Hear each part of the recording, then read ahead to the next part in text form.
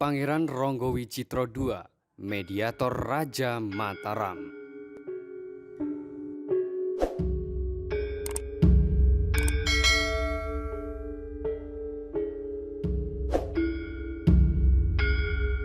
Pangeran Ronggowicitro II, nama lainnya adalah Pangeran Ronggowarsito II, karena ia menjadi adipati menggantikan kedudukan Adipati Ronggowicitro I.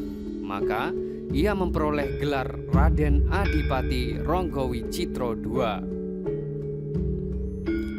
Ia menjadi Adipati Ponorogo ke-7. Ia menjabat Adipati Ponorogo sekitar tahun 1587 hingga tahun 1601 atau era Raden Sutawijaya, Raja Mataram, peletak dasar-dasar Kesultanan Mataram. Raja Mataram pertama, Sutawijaya, memiliki beberapa anak. Di antaranya adalah Gusti Kanjeng Pambayun atau dipanggil Retno Pambayun, Pangeran Ronggo Adipati Pati, Pangeran Puger atau Raden Mas Kentol Kejuro Adipati Demak,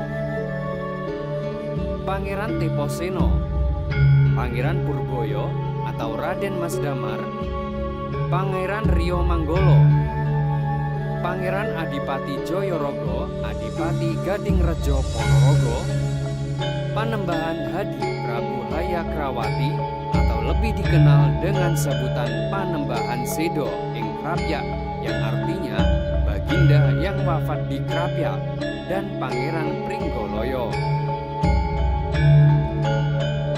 Putra Raden Sutawijaya, beberapa di antaranya yang menggantikan kedudukan menjadi Raja Mataram adalah Panembahan Sedo Krapyak. Pergantian estafet kepemimpinan tersebut menjadi polemik politik di Keraton Mataram. Hal tersebut dikarenakan faktor kekuasaan yang menjadikan kecemburuan putra-putra Sutawijaya yang lainnya. Hal ini dikarenakan Pangeran Sedo Krapyak merupakan anak ke-8, sehingga mendapat pertentangan dari banyak saudara tuanya. Di antara saudara tuanya yang menentang adalah Pangeran Puger yang menjadi Adipati Demak atau kakak tertua putra dari Pangeran Sutawijaya yang seharusnya menggantikan kedudukan ayahnya. Sehingga Pangeran Puger menentang ke Mataram yang mengakibatkan ia harus diasingkan di Selong Kudus. Pun demikian putra Raden Sutawijaya yang lain, yaitu Pangeran Betotot atau Raden Joyorogo, ia oleh ayahnya diamanahkan kepada Adipati Ronggowicitro II, Adipati Ponorogo, untuk menjadi salah satu bupati di bagian wilayah Ponorogo.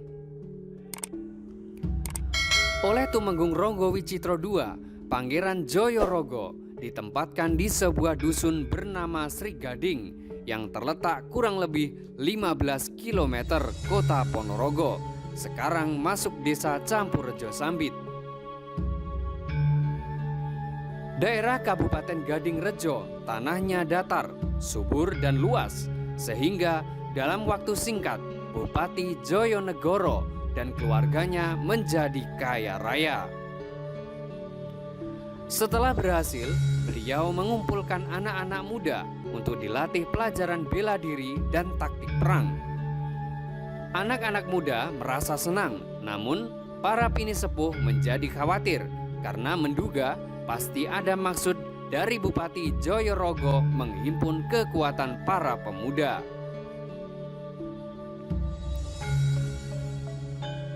Kecurigaan masyarakat bukan tanpa beralasan, apalagi Adipati Joyorogo merupakan keturunan bangsawan Raja Mataram yang memiliki terah penerus kerajaan.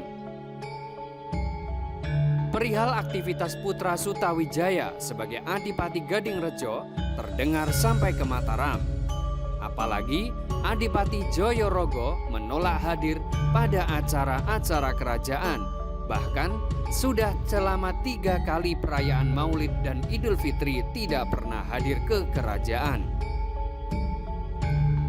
Hal ini mengundang tanda tanya dari Raja Mataram dan sebuah bentuk balelo. Apalagi Pangeran Joyorogo mengubah nama menjadi Joyonegoro. Setelah melalui proses penyelidikan, pihak Mataram menduga kuat Pangeran Joyorogo memiliki rencana kuat untuk melawan Mataram.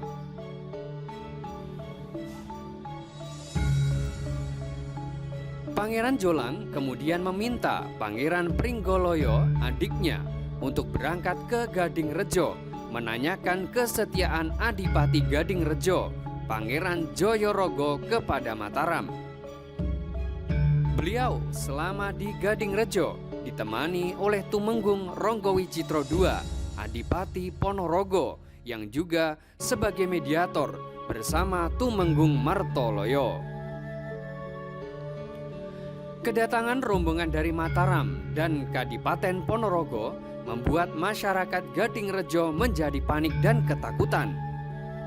Banyak masyarakat yang berlari dan masuk ke dalam rumah karena kebingungan dengan apa yang terjadi di Kadipaten Gadingrejo.